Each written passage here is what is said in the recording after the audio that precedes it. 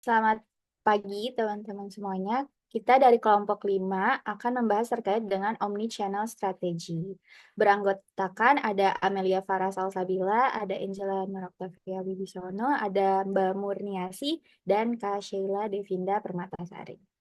Di next. Nah, jadi perkenalan dulu nih, introduction terkait dengan omni-channel strategy itu tuh apa sih? Boleh di next.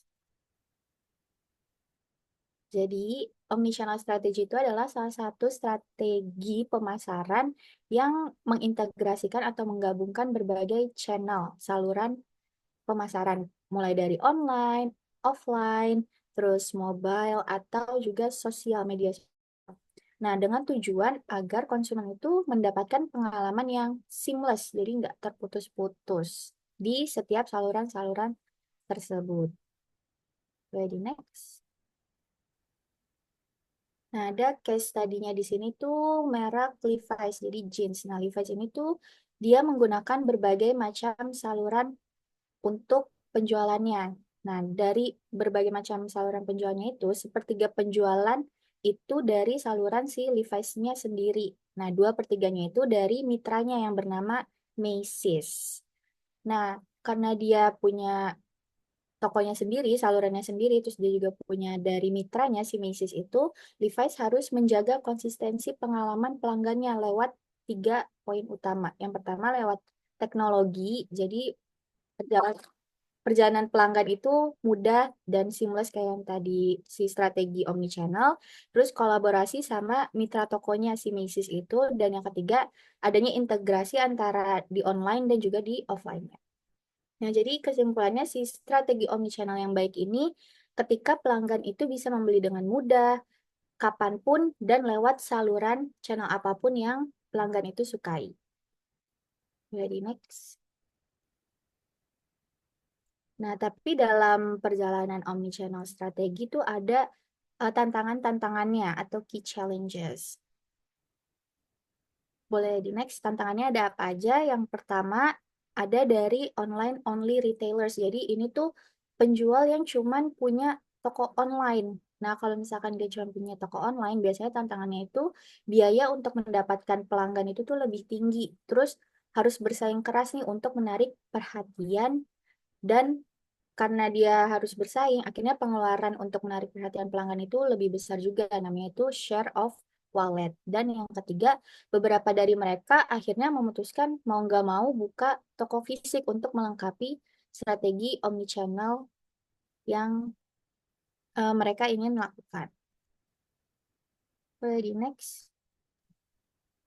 Terus selanjutnya ada brick and mortar retailers. Jadi ini tuh tantangan buat toko fisik. Nah, tantangan untuk toko fisik tuh biasanya konsumen itu sering hanya menganggap toko itu tuh sebagai tempat fisik. Jadi mereka tuh nggak tahu kalau toko tersebut ternyata punya online-nya atau situs e-commerce-nya. Akibatnya potensi penjualan di online itu nggak setara sama toko tempat fisik. Jadi nggak maksimal gitu online-nya. Padahal kan seharusnya kalau dia membuka toko online atau e-commerce, itu tuh mendukung fleksibilitas si pelanggan itu bisa beli kapan saja dan di mana saja. Boleh di next lagi. Nah, selanjutnya ada tantangan dari target pasar dan konsistensi merek. Jadi toko fisik itu bisa menjangkau lebih banyak pelanggan kalau misalkan dia buka toko online-nya juga gitu kan. Ada segmentasi baru dari toko online. Nah, yang kedua tadi bisa tarik segmen yang berbeda. Terus ada resikonya juga. Jadinya kalau misalkan citra toko online-nya itu nggak sesuai sama si toko fisik, jadinya tuh pelanggan bisa bingung atau bahkan kehilangan kepercayaan dan akhirnya berpindah ke toko yang lain. Dan yang terakhir, boleh di next. Yang terakhir ada persaingan meningkat di ranah online. Jadi kalau persaingan meningkat di ranah online ini, mulai retailer-retailer besar itu tuh mulai menjual produk di online sehingga eh, si brand-brand besar ini jadi bersaing. Terus karena itu konsumen dapat membeli produk hanya lewat online karena semuanya lebih banyak fokus ke online doang. Terus selanjutnya untuk tantangan bagi produsen, Nah, produsen ini harus menyeimbangkan antara dia mau jual ke direct to consumer atau langsung ke konsumen atau menjaga hubungan yang baik sama mitra retailnya. Nah, kalau misalkan dia mau menjaga hubungan yang baik dengan mitra retail, dia butuh keahlian si retail. Terus yang terakhir, tantangannya karena dia tuh harus seimbang antara mau menjual langsung ke konsumen atau ke retail, dia harus bisa menghindari namanya channel konflik. Misalkan channel konfliknya itu konflik antara penjualan harga, terus penjualan langsungnya mau bagaimana ke konsumen atau penjualan ke mitranya nanti bagaimana sambil tetap memberikan pengalaman belanja yang menyenangkan bagi konsumen maupun mitra retailnya. Jadi next. Nah, selanjutnya ada 4 pilar utama dalam omni-channel strategi. Jadi kan nggak semua perusahaan dan konsumen itu siap mengikuti omni-channel gitu. Nah, makanya itu perlu diketahui si 4 pilar pendukung agar omni-channel strategi kita itu sukses. Yang pertama, yang diperlukan untuk mendukung omni-channel strategi proses. Nah, ini ada 4 sih sebenarnya. Yang pertama itu ada managing channel relationship, harnessing customer knowledge, assessing channel performance, sama leveraging teknologi. Jadi ada 4 pilar utama. Yang akan kita bahas adalah selanjutnya terkait dengan harnessing customer knowledge. Jadi harnessing customer knowledge ini eh, bagaimana kita memahami kebutuhan dan perilaku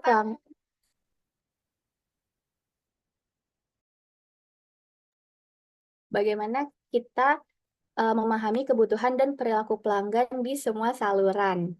Nah, jadi caranya itu adalah menggabungkan data dari berbagai channel untuk memahami perilaku dan preferensi konsumen. Sehingga perusahaan itu mereka dapat menciptakan pengalaman belanja yang personal, efisien, dan juga terintegrasi di tiap-tiap channelnya di tiap tahap pembelian.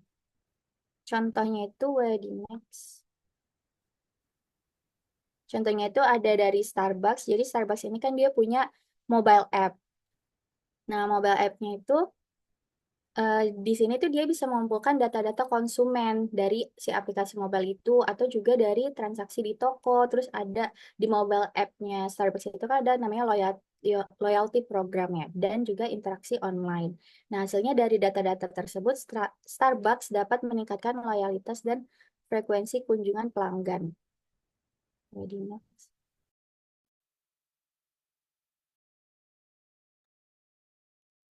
Baik, untuk selanjutnya, pilar kedua dari strategi omnichannel itu adalah leveraging teknologi atau pemanfaatan teknologi. Nah, teknologi ini memungkinkan perusahaan untuk mengelola inventaris dengan lebih efisien, misalkan penyinkronan ketersediaan barang di saluran offline maupun online, lalu ada mempermudah pengalaman belanja pelanggan, seperti misalkan mengadakan layanan mobile, pembayaran mobile, serta mengumpulkan dan menganalisis data pelanggan untuk menawarkan personalisasi yang lebih baik. Nah, contohnya ada aplikasi Makeup Genius dari L'Oreal. Jadi di sini pelanggan itu bisa mencoba makeup dari L'Oreal tanpa perlu ke toko fisiknya langsung. Nah, contoh selanjutnya ada dari Nordstrom dan Farfetch. Jadi, mereka ini juga merekomendasikan pelanggan mereka dengan barang-barang yang sesuai dengan keinginan dan kebutuhan dari pelanggan. Nah, dengan memanfaatkan data analitik, perusahaan dapat merancang strategi distribusi dan pengelolaan inventaris yang lebih baik. Misalkan dengan menggunakan modal hub and spoke untuk pengiriman produk. Jadi, kalau di gambar ini kan ada pin point to point versus hub and spoke distribution model. Jadi point to point distribution model ini kan kalau dari titik satu ke titik yang lain itu akan memakan banyak waktu dan biaya. Nah, sedangkan kalau hub and spoke itu jadi barang yang akan dikirim itu akan terkumpul dalam satu tempat lalu disortir menuju titik masing-masing itu lebih hemat dan lebih hemat waktu juga. Lalu pilar ketiga dari strategi omnichannel itu adalah managing channel relationship atau mengelola hubungan dengan mitra saluran dan menghilangkan silo organisasi atau hambatan-hambatan antar departemen. Nah, itu untuk memastikan bahwa semua unit bekerja dengan tujuan yang sama, yaitu memberikan pengalaman terbaik untuk pelanggan. Contohnya adalah Walmart sendiri, mereka bisa berhasil menggabungkan saluran online dan offline-nya jadi di tahun 2024 ini sudah ada 6.415 cabang di seluruh Amerika. Nah, untuk mengelola hubungan itu, kita harus ada kolaborasi antar saluran, yaitu perusahaan harus mengatasi hambatan antar departemen atau silo dan mendorong kolaborasi agar seluruh sistem saluran dapat berfungsi optimal. Misalkan manajer toko itu diberikan pemahaman bahwa penggabungan antara saluran online dan offline itu adalah hal yang kolaborasi ya, kolaboratif gitu, yang menguntungkan bukan sebagai ancaman. Lalu ada audit dan eh, pelatihan saluran. Perusahaan perlu melakukan audit terhadap kontribusi setiap saluran, sistem insentif, dan cara mereka memberikan kredit atas pencapaian diraih oleh saluran tertentu. Misalkan manajer toko itu diberikan kredit atau pencapaian apabila mendapatkan penjualan online yang tinggi. Lalu ada mengelola hubungan dengan mitra waralaba. Mitra waralaba seperti pengecer, yang beroperasi di bawah merek tertentu itu perlu diberikan alat dan sistem untuk melayani pelanggan dengan baik. Lalu franchisor memantau kinerja waralaba dan memberikan umpan balik agar bisnisnya berkembang. Lalu ada pengalaman digital dan in-store yang terintegrasi. Jadi integrasi yang mulus antara dunia online dan offline itu sangat penting untuk menciptakan pengalaman yang konsisten. Jadi kalau misalkan konsumen itu membeli barang secara online, lalu mereka menanyakan barang tersebut di toko offline-nya, maka toko offline-nya itu harus bisa dengan mudah mencari data tersebut. Kalau misalkan mereka nggak bisa, itu mungkin akan menimbulkan rasa frustasi bagi pelanggan atau konsumennya dan akan menurunkan tingkat loyalitas pelanggan. Lalu pilar keempat dari strategi omnichannel itu assessing channel performance atau menilai kinerja saluran. Penilaian ini sangat penting untuk memahami bagaimana setiap saluran berfungsi dan berkontribusi terhadap pengalaman pelanggan secara keseluruhan. Nah, ada tiga kategori utama dalam menilai kinerja saluran, yaitu titik kontak, touch points, keterlibatan pelanggan, engagement, dan tingkat konversi atau conversion rate. Jadi contohnya adalah Home Depot. Jadi mereka itu berhasil menggabungkan tiga kategori utama ini sehingga pelanggan itu menjadi lebih mudah dan puas juga untuk berbelanja di Home Depot. Nah, kalau kita lihat di figure 11.2 ini ada touch point. Nah, itu ada berupa toko, website, phone, mobile app, sosial. Nah, lalu ada customer-led engagement dan store-driven engagement yang akan menghasilkan konversi atau sukses itu berupa cross-channel conversion, same-channel conversion, lifetime value, dan RFM. Nah, titik kontak atau touch point sendiri itu adalah saluran yang digunakan oleh pelanggan untuk berinteraksi dengan perusahaan seperti toko fisik, situs web, telepon, aplikasi mobile, atau media sosial. Nah, penjual itu perlu memiliki mekanisme yang efektif untuk menilai penggunaan relatif dan penggunaan silang dari setiap saluran. Nah, maksudnya penggunaan relatif itu misalkan konsumen itu mencari informasi di website dan melakukan pembelian itu juga di website. Lalu penggunaan silang itu misalkan mereka mencari informasi di website lalu membelinya itu secara offline.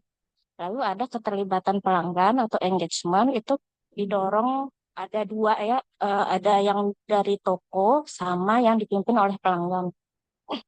Kalau yang keterlibatan didorong oleh toko atau store driven engagement itu merujuk pada interaksi yang dipandu oleh toko atau perusahaan seperti rekomendasi yang diberikan oleh tenaga penjual. Lalu ada keterlibatan yang dipimpin oleh pelanggan atau customer led engagement itu merujuk pada aktivitas pelanggan yang lebih spontan. Jadi seperti di media sosial, rekomendasi dari word of mouth dan ulasan televisi. Lalu ada tingkat konversi. Jadi konversi dalam saluran yang sama itu same channel conversion, mengukur persentase pengunjung yang membeli produk setelah mengunjungi saluran yang sama. Misalkan seperti yang tadi dari mendapatkan informasi dari website, lalu membelinya juga di website, lalu ada konversi antar saluran, cross channel conversion, ini mengukur persentase pengunjung yang membeli produk setelah berpindah dari satu saluran ke saluran lainnya, misalkan dari website lalu ke toko offline, dan analisis RFM, resensi, frekuensi, dan monetary, ini membantu menilai loyalitas pelanggan. Resensi sendiri itu misalkan seberapa baru si pelanggan atau konsumen ini membeli barang, lalu frekuensi itu seberapa sering si pelanggan ini membeli barang, lalu dan moneternya adalah berapa jumlah uang yang digunakan oleh si pelanggan ini untuk berbelanja suatu barang.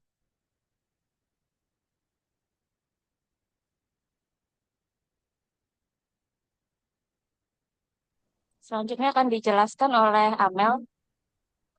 Oke, izin melanjutkan. Sekarang kita akan bahas jurnal yang pertama, yaitu yang berjudul Omnichannel Battle Between Amazon and Walmart is the focus on delivery the best strategy. Jadi ini tuh next.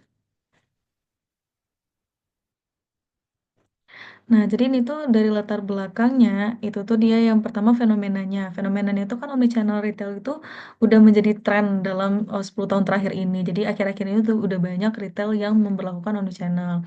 Nah, terus yang kedua itu di sini Amazon, di USA itu Amazon dan Walmart tuh sebagai dua dua retail yang paling besar gitu. Nah, dengan mereka tuh konsepnya berlawanan. Si Amazon ini online, sedangkan yang Walmartnya secara offline.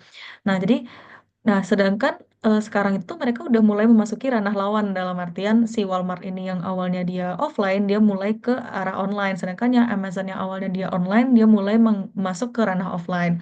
Nah, urgensi penelitian ini, jadi kan si retailer offline tuh berlomba-lomba untuk apa namanya mengadakan pengiriman yang cepat untuk menyaingi Amazon ini. Jadi kan Amazon yang paling gede kan secara online. Nah, jadi kan terus yang pastinya kita perlu paham apakah kayak strategi pengiriman cepat ini atau kayak fast delivery ini tuh benar-benar efektif atau hanya ikutin tren. Nah, terus untuk research gap-nya di sini tuh kayak dari penelitian sebelumnya tuh kurangnya penelitian yang membandingkan channel choice atau pilihan channel apa namanya terhadap dua retail tersebut secara bersamaan. Nah, terus yang kedua belum banyak penelitian yang em, menjelaskan atribut apa yang paling berpengaruh dari keputusan pelanggan terhadap si pemilihan channel tersebut. Nah, untuk kontribusi penelitiannya, untuk penelitian ini dia menggunakan model multivariate probit untuk menguji ada 5 channel yang dilakukan secara bersamaan. Terus mereka juga di penelitian ini ada cluster analisis untuk identifikasi demografik yang menjadi target dan loyalis dari masing-masing channel. Terus yang terakhir itu dia nunjukin bahwa dasar-dasar retail ada assortment, price, and convenience itu lebih penting daripada kecepatan pengiriman. Nah, tujuan penelitian di sini yaitu untuk menguji apakah fokus pada kecepatan pengiriman itu merupakan strategi terbaik bagi retailer offline seperti Walmart dalam bersaing dengan retailer online seperti Amazon di omnichannel retailing. Next. Nah, untuk metode penelitiannya di sini dia memakai kuantitatif. Nah, untuk jenis penelitiannya deskriptif dan eksplanatif. Jadi mereka menggunakan multivariate probit model. Jadi ada 5 channel yang disebutin sebelumnya. Itu yang pertama ada Amazon Home Delivery, Amazon Pickup, yang ketiga ada Walmart In-Store, yang keempat ada Walmart Home Delivery, dan yang terakhir ada Walmart Pickup. Untuk populasi dan sampelnya, populasinya di sini yaitu konsumen retail yang berada di Amerika Serikat, dan sampelnya itu sebanyak 524 responden yang secara acak di, diambil dari si populasi tersebut. Nah, untuk teknik pengumpulan datanya mereka pakai online survei dengan skala Likert 7 poin. Untuk teknik analisis datanya ada 3. Yang pertama ada Principal Component Analysis atau PCA. Itu dia ngelompokin ada 18 atribut menjadi 3 komponen utama. Jadi ada ESD, EPC, dan FQV. Jadi yang ESD itu ada Experience Service Delivery, EPC ada Assortment Price and Convenience, dan FQV ada Freshness and Quality Validation. Yang kedua ada Multivariate Probit Model atau MVP. Jadi MVP ini untuk mengetahui pengaruh atribut dan demografi terhadap preferensi channel belanja. Yang terakhir ada K-means clustering, yaitu untuk em, segmentasi atau membagi-bagi konsumen berdasarkan pola dan alasan belanja. Next. Nah, di hasil penelitian ini mereka nilai beta standarnya itu tuh tujuannya untuk membantu mengukur seberapa besar prioritas konsumen terhadap atribut tertentu dalam memilih format belanja. Jadi di sini nilainya itu beta standar itu semakin besar nilainya, maka semakin dominan pengaruh faktor tersebut dalam membentuk perilaku konsumen. Nah, di sini kita bisa lihat yang pertama untuk Amazon Home Delivery itu yang paling tinggi nilainya itu APC atau Assortment Price Convenience. Nah, untuk yang ESD sama FTV-nya mereka lumayan tinggi juga, cuman mereka tuh lebih lemah gitu dibandingkan si APC. Untuk yang kedua, Amazon Pickup itu tuh yang paling tinggi itu FQV dengan beta standarnya 0,46, jadi pengaruhnya sangat kuat. Sedangkan yang lainnya untuk ESD dia pengaruhnya lebih lemah dan APC tidak signifikan karena dia nilainya minus. Terus ada yang ketiga ada Walmart In-Store, itu FQV-nya itu tuh 0,32. Jadi yang pengurasnya paling kuat di sini. Nah, untuk EPC dan ESD-nya tidak signifikan. Nah, untuk yang ketiga, Walmart Home Delivery, untuk ESD-nya pengaruhnya sangat kuat, sedangkan yang lainnya tidak. Untuk Walmart Home Pickup, itu ESD-nya itu yang pengaruhnya sangat kuat, sedangkan EPC-nya lebih lemah, dan juga FQV-nya juga lebih lemah. Nah, untuk kesimpulannya di sini interpretasinya, next. Nah, untuk Amazon Home Delivery, jadi itu konsumen ini memilih Amazon Home Delivery bukan karena pengiriman cepatnya, tapi karena value proposition-nya yang kuat. Jadi berdasarkan dari variasi produk, harga, dan kenyamanannya. Kalau untuk Amazon Pickup, dia itu tuh dipilih karena dia berhasil mengatasi kekurangan Amazon online dalam validasi ke kualitas, terutama untuk produk segar. Nah, terus yang ketiga ada Walmart In-Store. Jadi si konsumen pilih Walmart In-Store ini atau kayak langsung belanja di Walmartnya untuk bisa melihat langsung dan menilai kualitas produk. Jadi kayak apa namanya? eh, jadi bukan karena pengalaman atau kenyaman berbelanja, jadi kayak mereka tuh ingin melihat langsung gitu. Untuk yang keempat ada Walmart Home Delivery. Jadi mereka konsumen ini memilih Walmart Home Delivery karena pengalaman dan pelayanan yang memadai. Serta mereka tuh mulai bersaing dengan Amazon gitu loh. Jadi kayak pengiriman tuh apa namanya? Pelayanan itu mulai bersaing dengan Amazon. Jadi mereka banyak yang milih home delivery. Untuk Walmart Pickup yang terakhir itu tuh jadi kalau bagi mereka yang lebih menghargai efisiensi waktu dan juga tapi masih kayak eh, apa namanya masih untuk masalah harga itu masih lemah, masih kalah dibandingkan Amazon. Jadi mereka yang apa namanya milih Pickup ini lebih apa namanya lebih memilih untuk yang melihat pelayanannya dan juga untuk yang memilih efisiensi waktu. Nah, terakhir untuk limitation dari penelitiannya, itu mereka di penelitian ini cuma membandingkan dua retailer aja, jadi Amazon dan Walmart. Dan data diambil sebelum pandemi COVID-19. Yang ketiga itu mereka nggak memasukkan data alokasi anggaran belanja per channel. Jadi kita nggak tahu nih data alokasi anggarannya berapa. Terus yang keempat, dia tuh nggak mengukur efektivitas langsung dari strategi investasi omnichannel. Dan yang terakhir, data bersifat cross-sectional.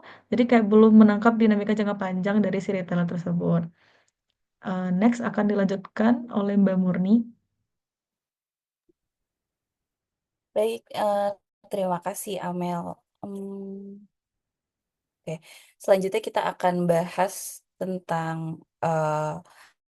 jurnal yang kedua, A Bibliometric Analysis of Customer Experience in the Omni-Channel Era ya. Oke. Ini penting banget nih jurnalnya untuk teman-teman yang akan ada niatan untuk tesisnya itu terkait Omni-Channel Era. Oke, sebentar. Hmm. Oke, kita masuk ke latar belakangnya dulu ya. Pertama, apa sih itu customer experience gitu? Customer experience di sini itu adalah respon spontan dan tidak sengaja yang dipicu oleh stimulus tertentu yang nantinya akan mempengaruhi persepsi pelanggan terhadap kualitas, kepuasan, dan juga values gitu. Nah, untuk sorry. Oke. Nah, untuk selama ini gitu, customer experience itu sekarang makin lama makin menuntut ya konsumen itu untuk pengalaman belanja yang seamless, apalagi dengan adanya omni-channel ini. Jadi berbagai channel itu harus seamless dan juga adanya fenomena COVID-19 yang kemarin itu jadi memaksa perusahaan untuk mulai mempercepat proses omni-channel mereka atau proses penggabungan antara belanja di offline dan belanja di online gitu. Nah, selama ini penelitian yang udah ada itu memang membahas tentang omnichannel customer experience dan juga omnichannel tapi masih terfragmentasi gitu. Jadi belum ada yang landscape atau pemahaman yang komprehensif gitu. Nah, selain itu, risetnya juga yang sebelumnya itu dia customer experience dan omnichannel itu dibahas secara terpisah gitu. Jadi mereka nggak menggabungkan antara aspek teknologinya seperti apa, integrasi channelnya seperti apa, strategi logistik, supply chain, dan customer experience secara menyeluruh gitu. Jadi di sini makanya adanya kebutuhan untuk framework yang terpadu, di mana kita bisa melihat omnichannel customer experience yang komprehensif dan mengintegrasikan seluruh aspek-aspek strategis yang bisa diterapkan gitu. Um, dan di sini adanya urgensi study bibliometrik itu karena untuk memetakan trennya. Jadi kita nanti bisa melihat klaster penelitian utama yang udah ada tuh seperti apa, dan kita bisa dari sana kita bisa menyusun agenda untuk kira-kira riset strategis ke depannya seperti apa gitu. Jadi kontribusi dari jurnal ini adalah menyediakan peta konseptual dan framework omnichannel customer experience untuk akademisi dan praktisi bisnis gitu. Jadi agar dapat membangun pengalaman pelanggan omnichannel yang lebih efektif gitu.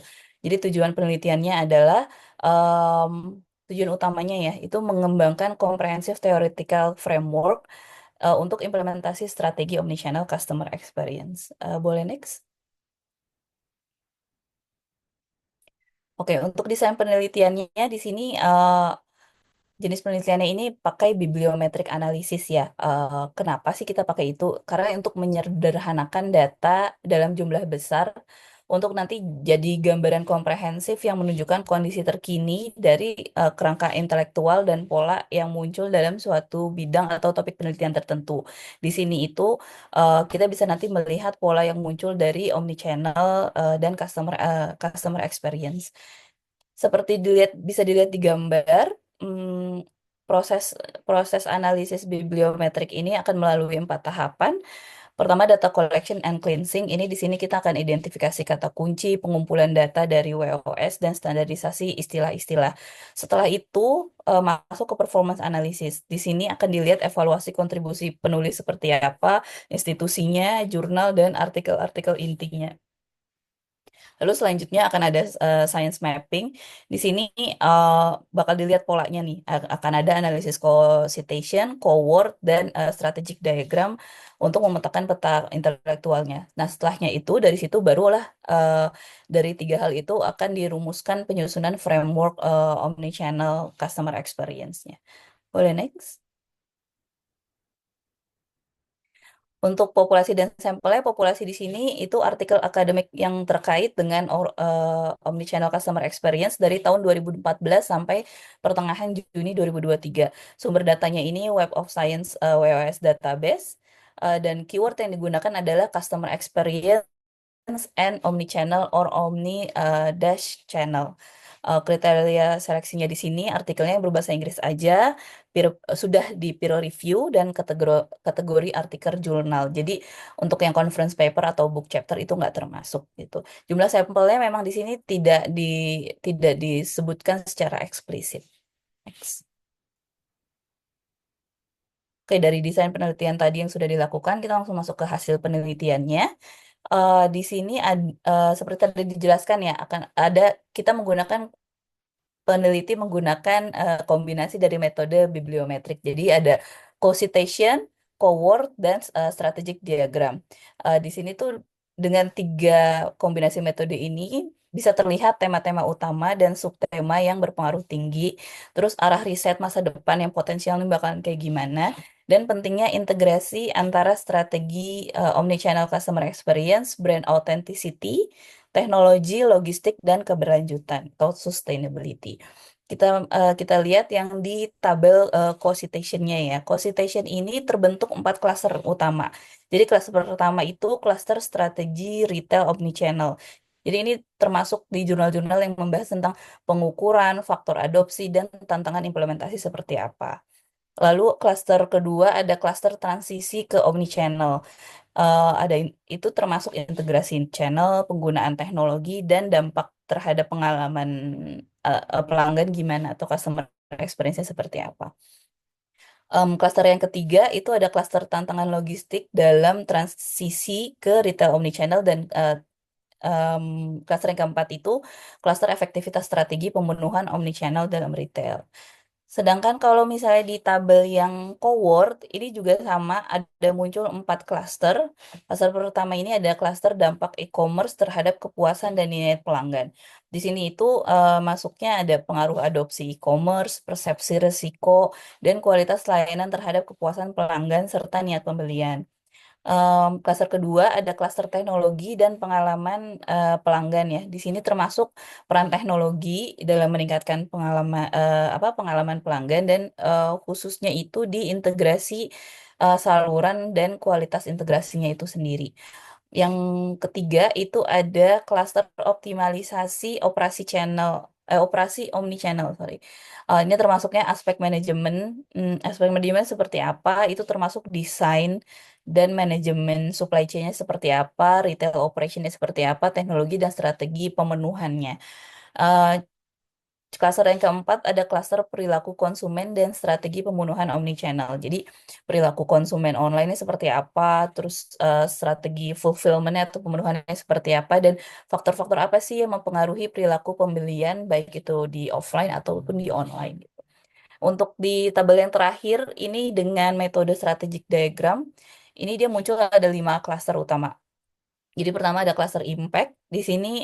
Eh, me- di sini fokus utamanya adalah pengaruh berbagai faktor terhadap perilaku konsumen.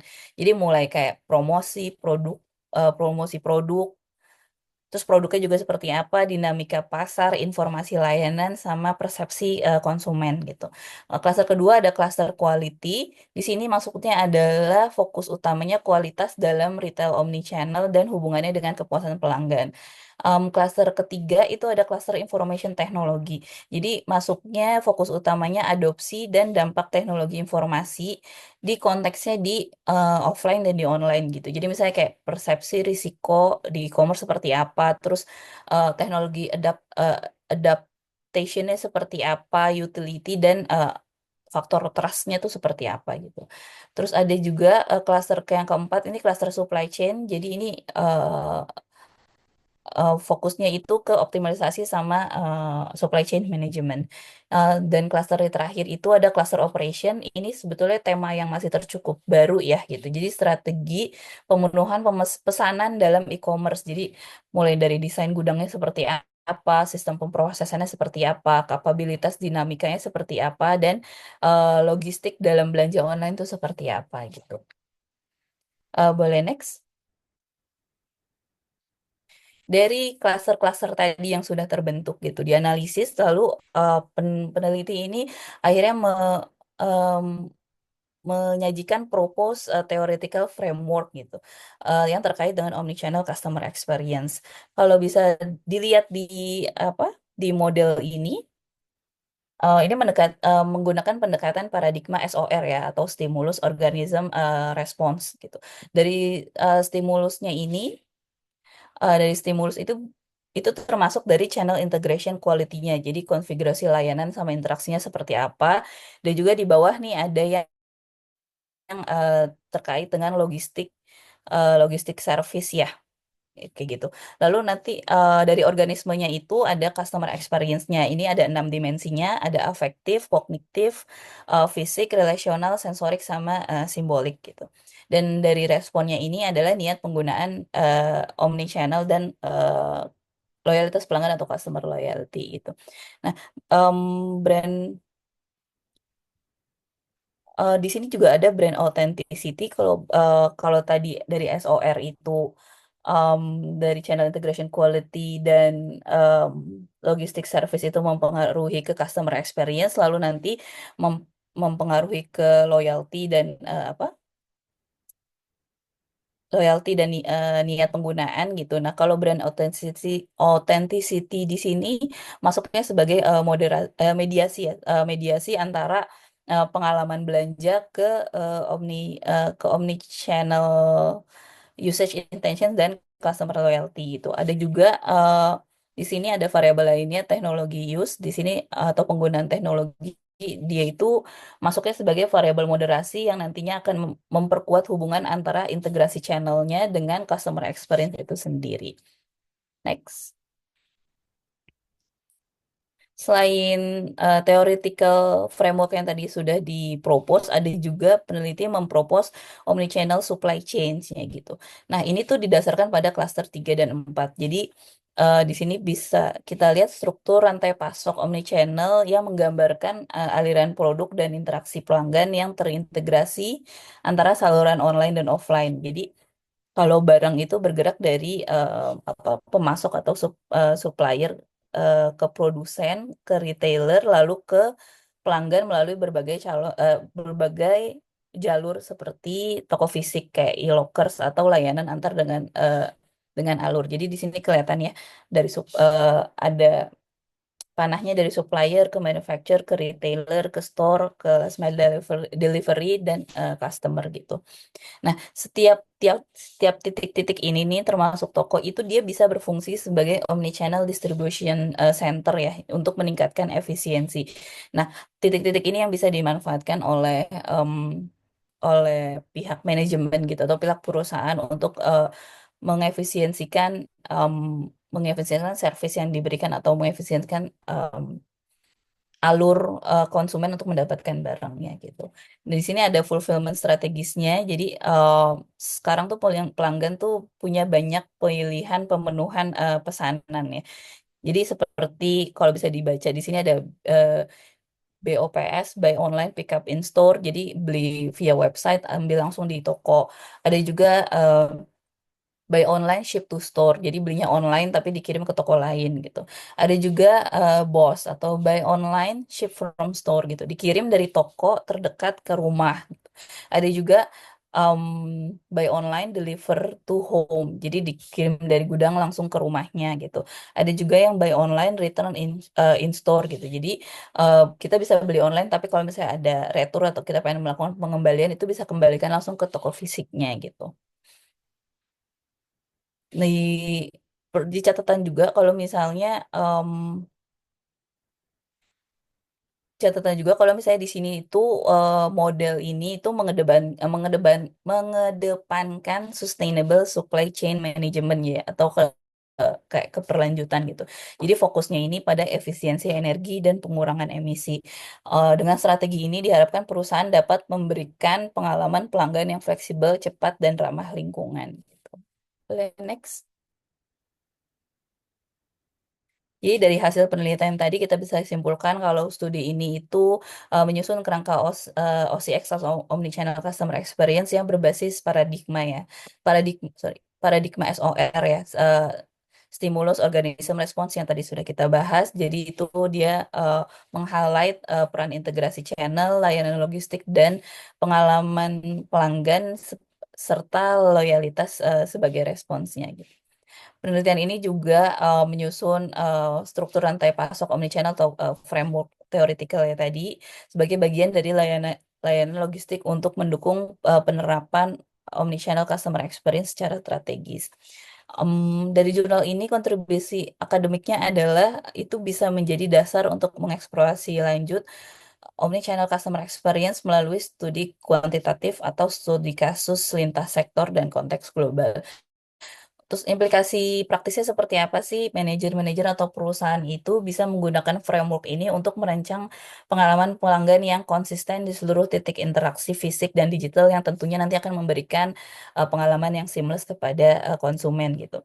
Dan strategi rantai pasok juga dapat dioptimalkan dengan kombinasi fulfillment yang tadi beberapa contohnya sudah dijelaskan di slide sebelumnya dan tentu untuk dengan menerapkan keberlanjutan.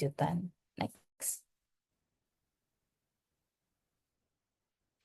Oke, sekian presentasi dari kelompok kami. Semoga materi yang diberikan tadi bisa bermanfaat untuk teman-teman sekalian. Terima kasih.